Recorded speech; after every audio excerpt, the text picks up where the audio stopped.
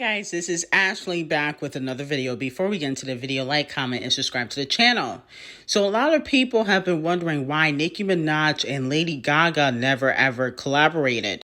From what I heard, allegedly, Lady Gaga's team felt like Nicki Minaj was copying her style. Remember when Nicki used to have those wacky outfits and the crazy hair? And a lot of people would be comparing them. Well, allegedly, Lady Gaga's team felt like, she was trying to copy, Lady Gaga and trying to be like her. And so that was one of the reasons why they never collaborated. Me personally, I don't need a Lady Gaga collaboration. I never did. I think Lady Gaga is talented, but I never was crazy about her as an artist. You know what I'm saying? I thought she was talented, but, I was never really a huge Lady Gaga fan. So I don't feel like I missed out. The only person I felt like she should have collaborated with as a pop star was definitely Taylor Swift. That was a missed opportunity, especially since they performed together, I believe, at the VMAs. So that's who Nicki Minaj should collaborate in regards to pop stars, okay? Because it's Taylor and Ariana that are still kind of popping. Katy Perry, she's not as popping as she used to be. So I don't think Nicki would fully benefit from a Nicki and Katy collaboration. But I do like Katy Perry, but unfortunately, she low-key fell off. The industry stopped pushing her, so it is what it is.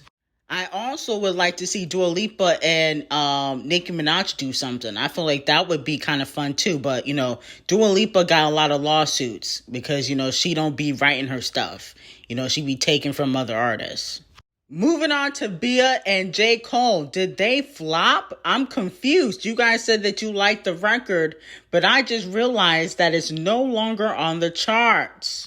Am I shocked? Not really. I did not like that record. I like Bia, I like JCole, but I did not care for that record in particular. I feel like they should have chosen a better record. But y'all was telling me that it was a hit record. That's what you guys were telling me when the record came out. What happened? But like I said before, it's the fake support for me. It's always the fake support with these new artists. Y'all really don't F with these artists like that, but y'all pretend. Also, Bia is not getting a big push, okay? I believe she's on Epic, but she's not getting like that Doja Cat push. When she drops a record, people actually need to support it because if they don't, she's gonna flop. She's not getting radio play, okay? So let me know how you guys feel about that and whether or not you guys are really fans of Bia and her new single with JCole. Moving on to Black men protecting KevinSamuels, okay? T.I., Marlon Wayans, a bunch of black men coming out saying that people should not be celebrating KevinSamuels passing away, which I agree with. But I also feel like a lot of black men agree with what KevinSamuels was saying, and that's why they are speaking out, because they have the same type of mindset, which is, tear a woman down, especially if a woman has high standards in regards to love. Now, I wasn't really watching KevinSamuels like that, and I'm not really happy that he passed away either.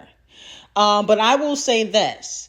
I remember when I watched a clip on social media and him calling a woman a used car because she did not want to have sex while dating. And, she had 3 kids and she's no longer with the father of her child and whatnot. And so he called her a used car because, obviously she's not a virgin.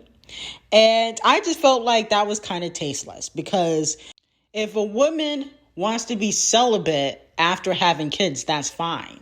That doesn't make you a used car just because, you're not a virgin and you want to be celibate until you find the right relationship to be in. There's nothing wrong with that. Now, I can understand if a person was thotting and bopping and if they was just hoeing around, then the coochie might be a little loose.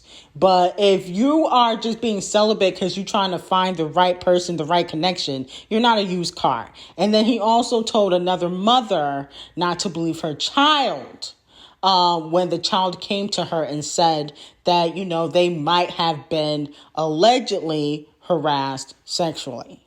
And I just felt like that was wrong. But I'm not happy that he passed away. I just feel like black men are protecting KevinSamuels because they think the way he does. And it's the same thing as to why a lot of black men don't like Jada Pinkett Smith, because she's doing what exactly a lot of black men do. And that is cheat. And I can still go home to Will. Okay. And a lot of black men cheat on their girlfriends and wives. Men in general cheat, but a lot of black men like broadcast it and, like to smile in your face and think that they should be able to do it. And, after they're done cheating, they go home to their wives and girlfriends. And that's why a lot of black men don't like Jada, because she's doing exactly what they're doing and they cannot stand it.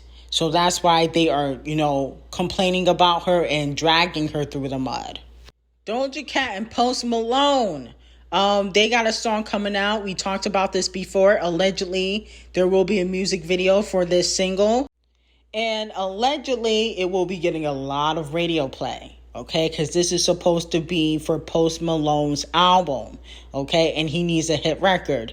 Now, he recently did a record with The Weeknd. Okay, that did okay. I don't really think that, that record went number one, but I believe it went like top 10, top 20, but it wasn't a long-lasting single. So hopefully this will be a long-lasting single for, Doja Cat and him. But at the end of the day, Doja Cat really doesn't do much for other people's songs.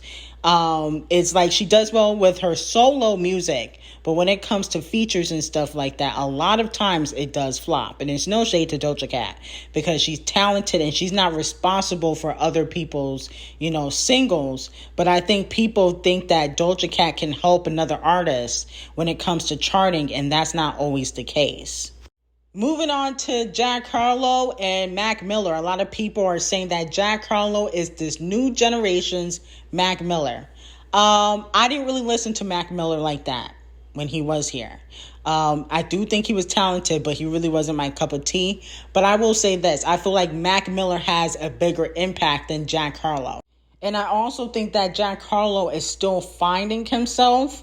I don't even think he has a particular sound. I think that he's still trying to find where he fits in. I feel like he wants to be more urban, and that's why he had Carisha in his music video. I think that's why he was flirting with Sweetie and Chloe and Normani. But I actually feel like he would thrive in the pop lane, like Logic. Remember Logic had that big record with Alicia Cara? I feel like he would thrive more in that pop lane with Lil Nas X.